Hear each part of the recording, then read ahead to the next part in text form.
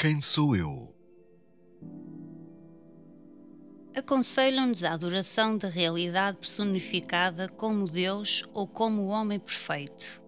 Foi dito para não tentarmos a adoração do absoluto como algo demasiado difícil para uma consciência centrada no cérebro.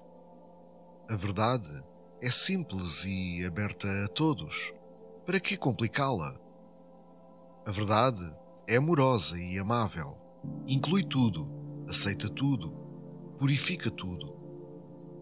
É o falso que é difícil e a origem do problema. Ele sempre quer, espera, exige. Sendo falso, ele é vazio, sempre em busca de confirmação e de novas garantias. Teme e evita a investigação. Identifica-se com qualquer coisa em que possa apoiar-se, por muito débil e momentânea que seja. O que quer que obtenha, ele perde e pede mais. Portanto, não confies no consciente. Nada do que possas ver, sentir ou pensar é assim. Mesmo o pecado e a virtude, o mérito e o demérito, não são o que parecem. Normalmente, o bom e o mau são apenas uma questão de convenções e de costumes, e são rejeitados ou aceites de acordo com as palavras que são usadas. Não há desejos bons e maus, elevados e baixos? Todos os desejos são maus, mas alguns são piores que outros. Se perseguires qualquer desejo, ele sempre te trará problemas. Mesmo o desejo de ser livre de desejos? Para que ter algum desejo? Desejar um estado livre de desejos não te libertará. Nada pode libertar-te, porque tu és livre. Vê-te com claridade, livre de desejos. E isso é tudo. Leva tempo para nos conhecermos a nós mesmos. Como é que o tempo poderia ajudar-te? O tempo é uma sucessão de momentos. Cada momento aparece do nada e desaparece no nada, para não reaparecer jamais. Como poderias construir algo sobre algo tão fugaz? O que é permanente? Procura em ti mesma o permanente. Aprofunda-te no teu interior e encontra o que é real em ti. Mas como posso procurar-me a mim mesma? O que quer que aconteça, acontecerá a ti. Faças o que fizeres, o agente estará sempre em ti. Encontra o sujeito de tudo, o que tu és como uma pessoa. Que outra coisa posso eu ser? Descobre. Mesmo se eu te disser que tu és a testemunha, a observadora silenciosa, não terá nenhum sentido para ti, a menos que encontres o caminho para o teu próprio ser. Fundamentalmente, a minha pergunta é: como encontrar o caminho para o próprio ser? Abandona todas as perguntas, exceto uma: quem sou eu? Depois de tudo investigado, o único facto de que estarás certa é que tu simplesmente és.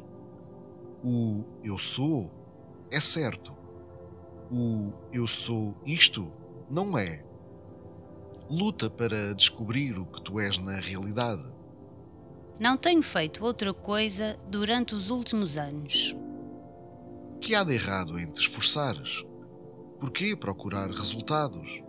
O próprio esforço é a tua verdadeira natureza. Esforçar-nos é doloroso. Tu fazes o doloroso ao procurar resultados. Luta sem buscar resultados. Luta sem ambição. Por que é que Deus me fez como sou? De que Deus estás a falar? O que é Deus? Não é Ele a própria luz que torna possível a pergunta? O próprio eu sou é Deus. A própria busca é Deus. Na busca, tu descobrirás que não és nem o corpo nem a mente, e que o amor de ti mesma em ti é pelo si mesmo em todos. Os dois são um. A consciência em ti e a consciência em mim, aparentemente duas, são realmente uma. Procuram a unidade. E isto é amor. E como encontrar o amor? O que amas agora? O eu sou. Dá-lhe o teu coração e a tua mente e não penses em mais nada. Quando isso for feito, sem esforço e de forma natural, será o estado mais elevado. Nele, o próprio amor é o amante e o amado. Todo mundo quer viver, existir. Isto não é amor a si mesmo? Todo desejo tem a sua origem no si mesmo. Tudo é uma questão de escolher o desejo correto. Correto e incorreto variam com o costume e com o hábito. Os padrões mudam de acordo com as sociedades. Esquece todos os padrões tradicionais. Deixa-os para os hipócritas. Apenas o que te liberta do desejo, do medo e das falsas ideias é bom.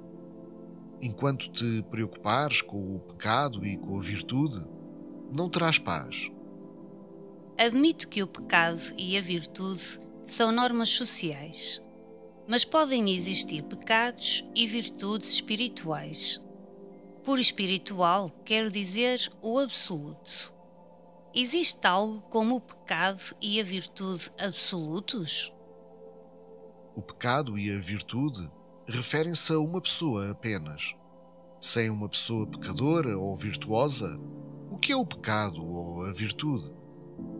No nível do absoluto, não há pessoas. O oceano da consciência pura não é nem virtuoso nem pecaminoso. O pecado e a virtude são invariavelmente relativos. Posso eliminar essas noções desnecessárias? Não enquanto tu mesma pensas ser uma pessoa. Através de que sinal saberei que estou além do pecado e da virtude? Ao te libertares de todo o desejo e temor, da própria ideia de seres uma pessoa. Alimentar ideias como sou uma pecadora ou não sou uma pecadora é pecado. Identificar-te com o particular é todo o pecado que existe. O impessoal é real. O pessoal aparece e desaparece. Eu sou é ser impessoal. Eu sou isto é a pessoa. A pessoa é relativa e o ser puro é o fundamental. Sem dúvida, o ser puro não é inconsciente, nem destituído de discriminação. Como pode estar além do pecado e da virtude? Diga-me, por favor, ele tem inteligência ou não? Todas estas perguntas surgem da tua crença de que tu és uma pessoa. Vai além do pessoal e vê. O que quer dizer exatamente quando me pede que pare de ser uma pessoa? Não peço que pares de ser. Tu não podes. Eu peço-te somente para parar de imaginar que nasceste, que tens pais, que és um corpo, que vais morrer e assim por diante. Tenta apenas. Começa. Não é tão difícil quanto parece. Então, pensar-nos como o pessoal é o pecado do impessoal. De novo, o ponto de vista pessoal. Por que insistes em corromper o impessoal com as tuas ideias de pecado e de virtude? São ideias irrelevantes. O impessoal não pode ser descrito em termos de bem e mal. Ele é ser, sabedoria, amor, todos absolutos. Há aí algum lugar para o pecado? E a virtude é apenas o oposto do pecado. Estamos aqui a falar da virtude divina. A verdadeira virtude é a natureza divina, Swampa. O que tu és realmente é a tua virtude. Mas o contrário do pecado, o que tu chamas virtude, é apenas a obediência nascida do medo. Então, por que nos esforçarmos em sermos bons? Isso mantém-te em movimento. Tu moves-te continuamente até que encontras Deus. Então Deus leva-te a Ele mesmo e faz-te como Ele é. A mesma ação é considerada natural num momento e pecado noutro. O que a converte em pecaminosa? Qualquer coisa que faças contra o teu melhor conhecimento é pecado. O conhecimento depende da memória. Recordar o teu ser é virtude. Esquecê-lo é pecado. Tudo se resume a este elo mental ou psicológico entre o espírito e a matéria. Podemos chamar-lhe o elo da psique, antakarana. Quando a psique é tosca, sem desenvolvimento, bastante primitiva, estará sujeita a ilusões grosseiras. À medida que ela cresce em amplitude e sensibilidade, chegará a ser um elo perfeito entre a matéria e o espírito puro, e dará sentido à matéria e expressão ao espírito. Há um mundo material, Mahadakash, e o espiritual, Paramakash. Entre ambos está a mente universal, Shirakash, que também é o coração universal, Premakash. É a sabedoria do amor que faz dos dois um. Algumas pessoas são estúpidas, outras inteligentes. A diferença está na psique de cada uma. As maduras têm mais experiência. Assim como uma criança cresce por comer e beber, dormir e brincar, a psique do homem é modelada por tudo o que ele pensa, sente e faz, até que seja suficientemente perfeita para servir de ponte entre o espírito e o corpo. Como uma ponte que permite o tráfego entre as margens, assim a psique une a origem e sua expressão. Chama amor. A ponte é amor. Em última instância, tudo é experiência. O que quer que pensemos, sintamos ou façamos é experiência. Por trás está o experimentador. Assim, tudo o que sabemos consiste nestes dois itens, o experienciador e a experiência. Mas os dois são realmente um. O experienciador é a experiência. Contudo, o experienciador crê que a experiência está fora. Do mesmo modo, o espírito e o corpo são um. Eles apenas aparecem como dois. Para o espírito, não há um segundo. Então, a quem aparece o segundo? Parece-me que a dualidade é uma ilusão induzida pela imperfeição da psique. Quando a psique for perfeita, a dualidade não será mais vista. Tu é que o dizes. Não obstante, devo repetir a minha muito simples pergunta: quem faz a distinção entre o pecado e a virtude? O que tem um corpo, peca com o corpo. O que tem uma mente, peca com a mente. Sem dúvida, a mera posse de um corpo e de uma mente não leva ao pecado. Deve haver um terceiro fator na raiz disto. Volto repetidamente a esta questão do pecado e da virtude, porque neste tempo os jovens afirmam que não existe pecado, que não é preciso ser débil e que se deve seguir o desejo do momento. Não aceitam nem a tradição nem a autoridade e só podem ser influenciados por um pensamento honesto e sólido.